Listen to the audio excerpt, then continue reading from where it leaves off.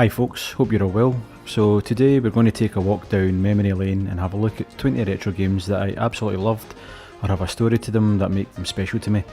All the games you're going to see have been recorded on my Nvidia Shield TV using RertoX and Spectacol emulators, and with the ROMs I've collected over the years, only one game has been recorded on the PC. So sit back, relax and enjoy.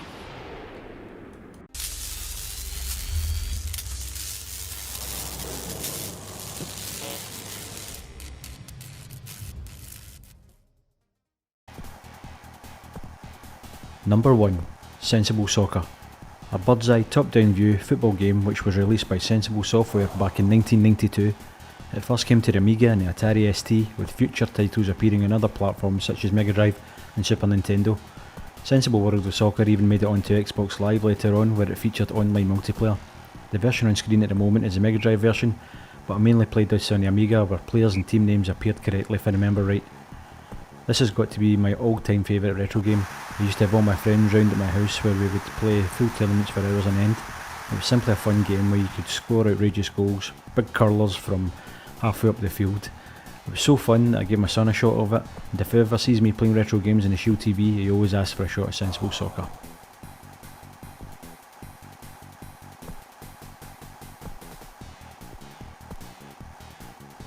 Number 2, the side-scrolling beat-em-up Golden Axe.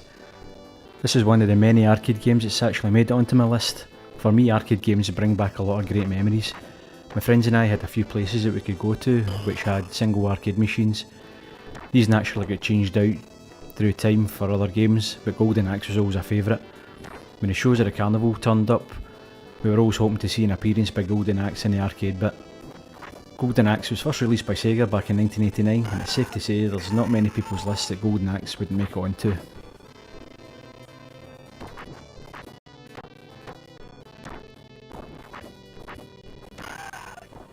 Number 3, The Secret of Monkey Island. A no-brainer to making it into my top list. This point-and-click adventure game was just full of humour and great puzzles as you explored the island with the character Guybrush Threepwood and his dream of one day becoming a pirate. You are set 3 main tasks at the beginning by local pirates to complete before becoming your very own pirate, and along the way you meet some other fantastic characters, all who keep you busy through chat and their own side tasks. Released by Lucasfilm Games back in 1990, this was another game I originally played on the Amiga. Sequels to the game were later released, including special edition remastered versions, and made their way onto many other platforms. A series of games that you could play over and over again.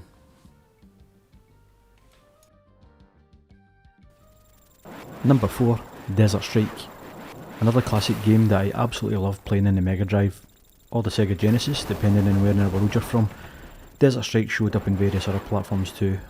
Released by gaming giants EA back in March 1992, this was another fun shoot 'em up, where you get to take control of an Apache gunship and play your way through various missions, taking out enemies, weapons and installations, as well as rescuing prisoners of war or capturing enemies. Another easy decision for this one, making it onto my list.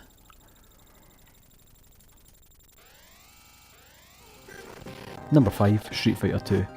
This is actually the first of 2 fighting games that's made it onto my list. There were so many other cracking titles that just didn't make it, such as the Mortal Kombat games, Pit Fighter and the Marvel fighting games. But to me, Street Fighter 2 was the best fighting game by far.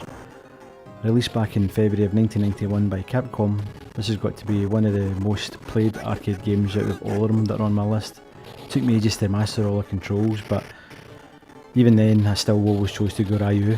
But no matter how good you got, you always ended up having a game against your girlfriend who would ultimately go Chun-Li, bash the buttons and kick the absolute crap out you.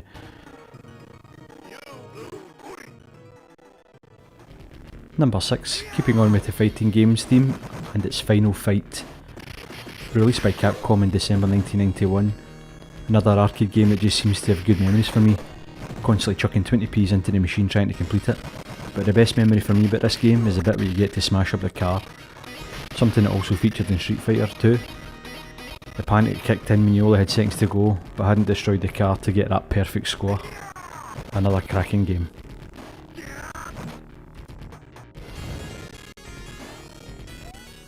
Number 7, Super Mario World.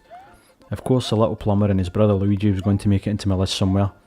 Released by Nintendo in November 1990 on the Super NES and the Game Boy Advance, Super Mario World for me is by far the best out of all the Mario games. I think it was the introduction of Yoshi that made me love this game so much, along with the new power-up giving Mario the ability to fly. I still to this day love this game, and it's always my first port of call whenever I play any old games on the Super NES, and no doubt I'll keep going back to it in the future.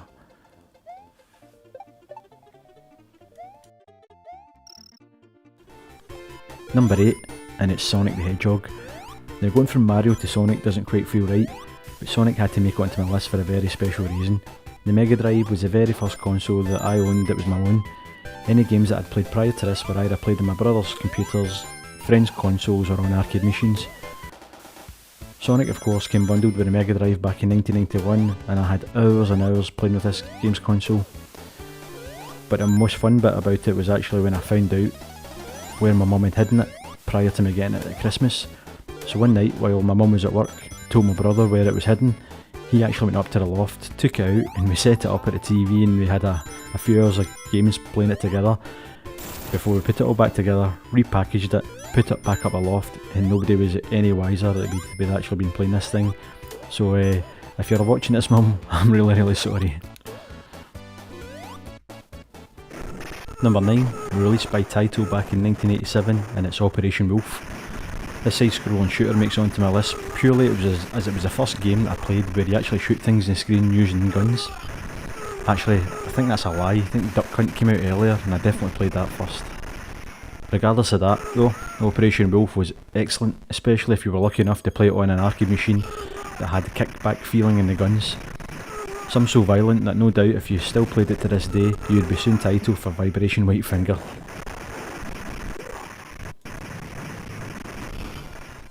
Number 10, WWF Superstars. The first of many wrestling games that I have played throughout the years. Released in 1989 by Technos Japan, I think it's pronounced, or Technos. WWF, or should I say WWE Superstars, was a good old fashioned button bashing game, featuring some classic wrestlers from my childhood such as Hulk Hogan, Ultimate Warrior, Macho Man Randy Savage and the Big Boss Man. I always remember a local chip shop having this machine inside where my pals and I used to go to. The poor bugger that ran the chippy must have been sick of the sight of us though, always asking for change. Number 11, and it's RType. Developed by IRM and released in 1987, RType was my best side-scrolling shooter by far, and there was lots of them at the time, such as games like Gradius and Contra. Many hours have been spent in this game back in the day, and still to this day I have the odd shot when I can. Loads of different versions and sequels to this game were made, but for me the original is and always will be the best, and it's made its way onto practically every other platform you can think of, a proper classic. Number 12, Spy Hunter. Probably one of the oldest arcade games that I can actually remember playing that's made it to this list. Developed by Bally Midway and released in 1983, the top-down vertical scrolling driving game is incredibly hard, but if you were a fan of James Bond movies you would have loved it, with the various weapons the car could use while dodging cars with tyre shredders and helicopters from above. I always remember this being a really difficult game, but that was probably down to the fact that the steering wheel always seemed to be incredibly sensitive. Or was that just the game, or my piss poor driving skills?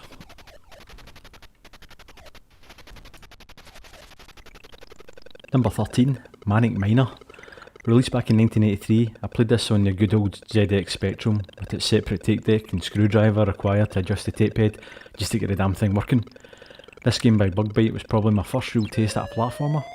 There were probably others before this in the old Ataris, but this one sticks in my mind. Probably down to the music of course and how bloody hard it was. I think at the age of 5 I learned a lot of swear words playing this game.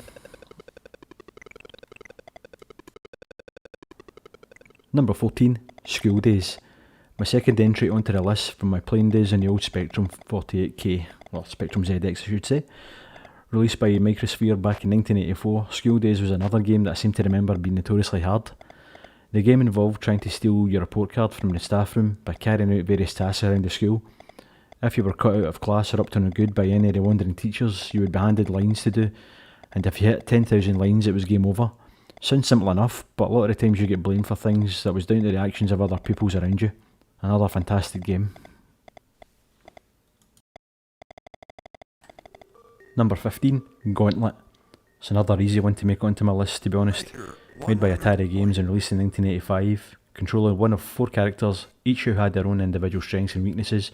You made your way around an endless amount of mazes, where wave after wave of all sorts of beasties and creatures tried to kill you, especially Death, who was by far the hardest enemy to defeat. You had to make sure you kept your energy up by eating food while searching for the keys that would unlock the doors to the next level. An excellent game, especially if 4 of you were playing at the same time. Number 16 is Atari Games' 1985 release, Paperboy. Another classic arcade game that would no doubt make it onto many people's list. The aim of the game was to try and deliver papers to a number of allocated houses while on a bicycle over 7 days in the game. Points were scored by successfully delivering papers, and the more accurate you were, the better.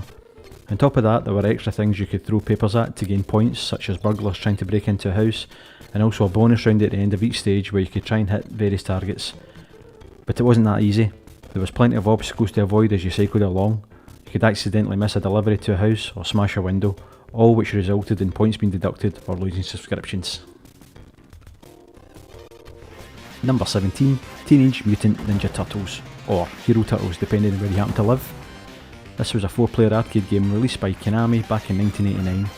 Being a huge fan of the cartoon when I was a kid and constantly watching it on TV, I was glad that the game didn't disappoint. Everyone had their own favourite character, of course. For me, this was Leonardo, who I took great joy in using to destroy the likes of Bebop, Rocksteady, Krang, and ultimately the main man himself, Shredder. Another game that made its way onto most of the other platforms around at the time, and one I love playing. Number 18, 1942. Released by Capcom 42 years later in 1984, this vertical scrolling shooter was simple but fun. Taking control of your Lockheed P-36 Lightning, you had to gun down various planes while avoiding enemy fire. This was made easier by performing evasive loops and picking up power-ups along the way, including 2 smaller fighters that flew by your side. Another addictive game from my past. Number 19, Gunfight. Now this is one that not many people will remember, or if you do, why it has made it onto my list. The last of my Spectrum games, Gunfight, came out in 1985, developed by Ultimate Play the Game and published by US Gold. This game was just so much fun for me. Taking on the role as a sheriff, you had to walk about the town looking for guys who were wanted, often helped by little grasses dotted around the place who pointed you in the right direction. You had to avoid bumping into any of the other folk because that would kill you, but when you did finally catch up with your wanted man, you then took them on in a duel, where the fastest and most accurate on the old trigger came out on top. Great memories playing this one, and a game I still love to this day. And finally, number 20, the Amiga classic, Another World. This 1991 release by Delphine Software was a huge game for me. A brilliant cinematic platformer action-adventure game at the time. After an experiment goes wrong, you find yourself fighting for survival in an alien world. There was no health bar, one strike from the enemy and you were goners. Such a difficult game, which didn't help with the fact that you couldn't save in the Amiga, but instead had to take a note of the code every time you hit a checkpoint, and use it to resume from that position the next time you played the game. A fantastic game which rightfully deserves its place in my list.